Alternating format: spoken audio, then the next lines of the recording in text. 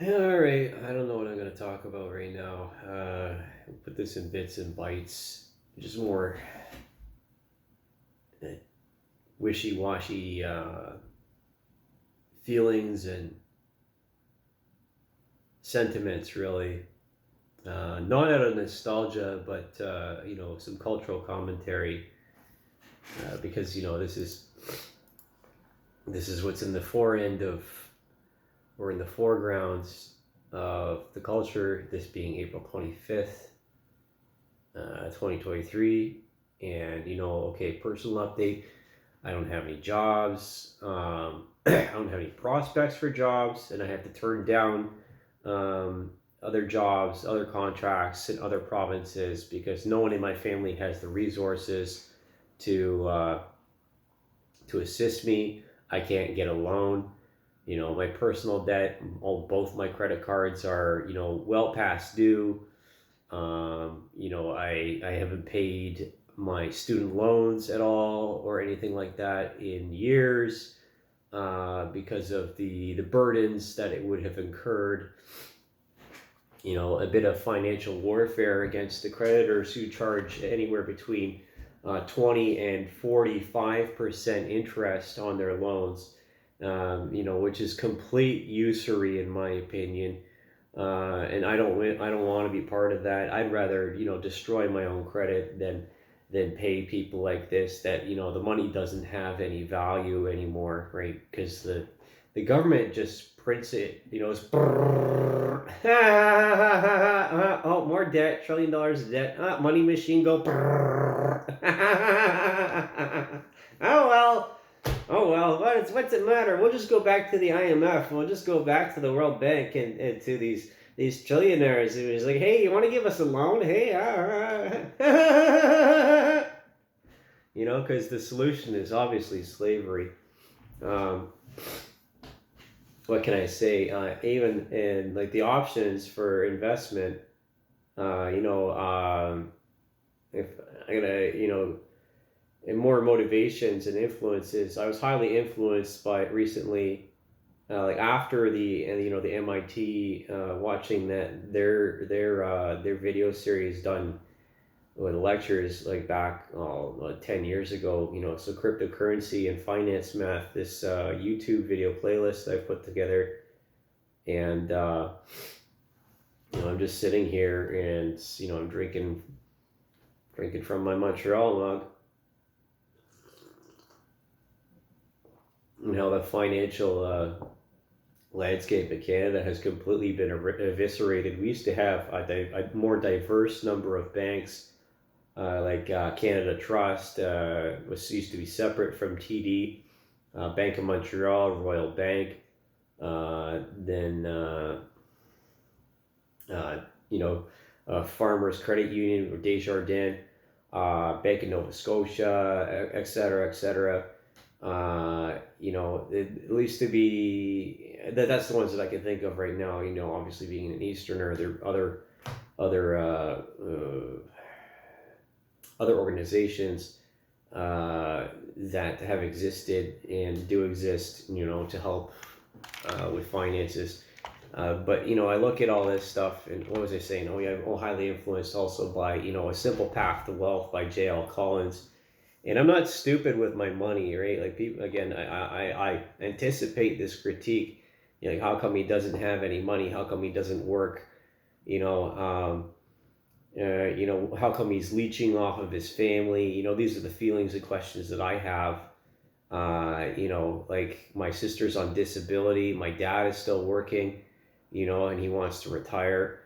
After my parents split, my mother she's on on Canada on CPP, and I had nothing to fall back on as a contractor, absolutely nothing. No insurance, only the money in my pocket, trying to achieve something, trying to put as much as my money into investments and into solid assets. Very expensive, again, to reiterate points in other videos, to be on the road and to be an independent contractor, to maintain my vehicle to the highest standard, as close to aviation principle as possible. And, that includes the modifications, the better parts, for engineered requirements to carry the extra load, because the expense of transporting my tools, which then in themselves, which is another expense, another investment into myself, into my profession. You can, a summary of around $5,000 or $6,000 worth of tools, that which enables me to have a livelihood. And then the cost of gasoline, which I choose 91 or 94 octane for efficiency's sake. Efficiency to power output at 22 miles per gallon across the country. Okay, so I have justification for all of these things. So you don't judge another man until you walk a mile in his shoes, or in my case, you don't judge another man until you drive his car, or fly his airplane. Uh, because this is the nature of things in modern life, or contemporary life rather. I keep wanting to say modern, but modern is a certain period of time. It's like the last century. That's the 20th century. We're in the 21st century. It's post-internet epoch. Yada yada yada. And I'm watching my. Okay, so yeah, cars can be considered a depreciating asset, but I consider it a piece of equipment. It's a tool, as a business person usually does. I don't have any investments anymore. I had to liquidate, and I got these legal fees. My insurance for someone my age is despicable. Like, despite my driving record, over $3,200 a year in an insurance premium from Nordic Insurance. There's more than a few people in Ontario that have that issue. There's people out there that pay even higher insurance, even higher. It's ridiculous. Don't blame me, right? Don't put the blame on me for my behavior and my actions. I'm just trying to survive, right? And then you're talking about the taxes on top of that. What can I say? I'm not different from anybody else. I'm not trying to be a criminal. I don't want to be a criminal. I want to try and do things above board. But crime is a business, and larger businesses and corporations find creative ways to not only pay off government officials with briberies and favors, but also with different write-offs and creative accounting, so to speak. So I'm just one man. I'm just one little guy, right? And a lot of independent business people were squeezed out of the market by COVID, by larger conglomerates, which I might cite as an example. Like, and again, not for defamation, but Amazon and other online retailers that are juggernauts of the 21st century, and they benefited from the massive upturn and uptick of the COVID years, and now we have the fallout of that, and these financial things are the reason that people have been stressed out, and it's an ever vicious mental poverty cycle, and so there's only one way out, and it's not to play, and the only way out is not to play the game. And I am very disappointed. I was crying earlier, just a few moments ago, thinking about how much we've lost as a culture, because we don't seem to value our own history anymore. Everyone thinks that it's it's a net negative, and that's part of the reason why I started the history of propaganda, because again, people need to be educated, not just now but in the future. I'm not sad for nostalgia, and I don't think that everything was better in the past, but some things were. And just to the old, you get with the times sort of thing, old man, because I do feel like an old man. My mentality is completely from a different era than most people. considering my influences and my upbringing. And so, like, mm, you know, what can I say? It's just nearly impossible to take on any other expense. And if I go to jail for anything, then it's not only me that loses out; it's the society at large. And again, referencing my court thing coming up for appearance in May. And like, if anybody wants to help me, be a bit more satisfied with life, I do need your help financially in order to do this fight. Trying to stand up for the aviation industry and trying to stand up for artists and other creative people. And for myself, it's just not easy to ask. I don't like asking. It's not out of pride. It's just that I feel like I could do better and I should be able to accomplish more myself. Not trying to do things out of isolation, but to combat the isolation by there's just a eventual an eventual resistance, which puts me at odds with the culture, right? And that in itself is isolating. I don't have a choice in that. So involuntarily, but some things by choice, for my own protection, my own insulation. Because I just can't believe what's going on. It's unbelievable how much things have changed for the worse in the past decade, and more like 12 to 15 years. I'm going to include since 2008, and that being one of the 10 days, well, one of the X number of days that have shook the world now. It's just this accelerationism, this masturbatory degeneracy, this Peter Pan syndrome amongst so many people. It's really depressing. And I think about, how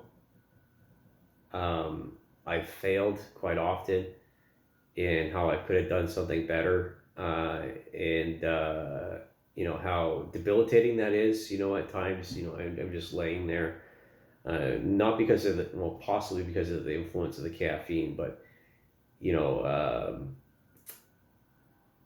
of all the people that I couldn't help.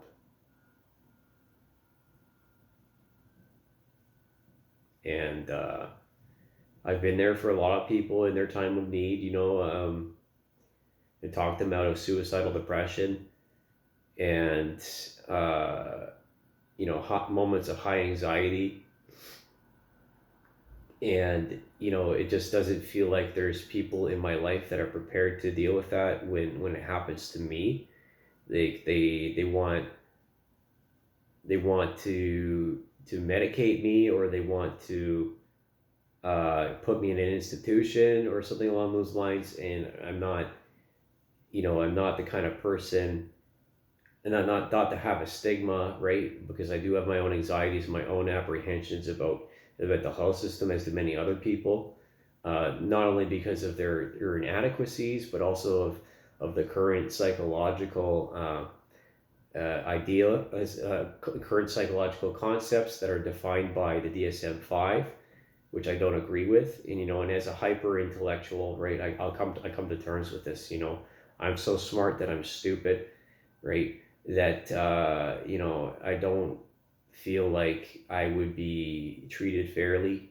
And I have this concept in my head where it'd be more like, oh, he's especially to get this attitude from the older generation, oh, he's another cuckoo that flew out of the cuckoo's nest, sort of thing, right? Like he can't be negotiated with. He can't. He'll just blow up again at work. He's not controllable. He doesn't follow orders, or whatever it is that they have in resistance to my presence at any company. Because we have to change the prevailing attitudes with the this onslaught of the information which inspires, the hyper stimulation that inspires these mental health issues. And things have to change, and that's why I make these videos, is so that hopefully if you watch them, you can relate to them. Naturally, no guarantees with that, but I mourn the world before COVID, and I mourn my own innocence as I do many other people's innocence. And I just want, something of a piece of the old Canada to come back, right? Not that it has gone away, but it just has basically been burned down to a tinder, to a small ember, right? That is so delicate. And, it's time to bring that back, a piece of that. I don't expect things to be the same way that they were, looking at the world through a child's eyes. But I deserve better, and so do you. Yeah. You may not always think that, and it's increasingly hard to get respect or recognition in the modern era because of the competition is that much more fierce, right? And the stupid and the unintelligent have more weight and more visibility than those who actually put an effort into something. It's just the way of the world. And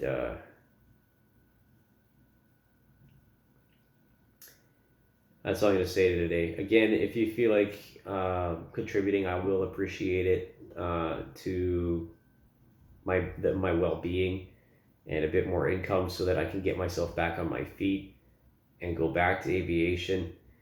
You could send it to my email account or to my Bitcoin wallet, which I'll put into the description here, and I will be forever thankful. You don't have to tell me who you are, maybe it's better like that, so that we can just do better. Because I'm not going to stop making art, and money's not going to change me. It's just going to help me do more.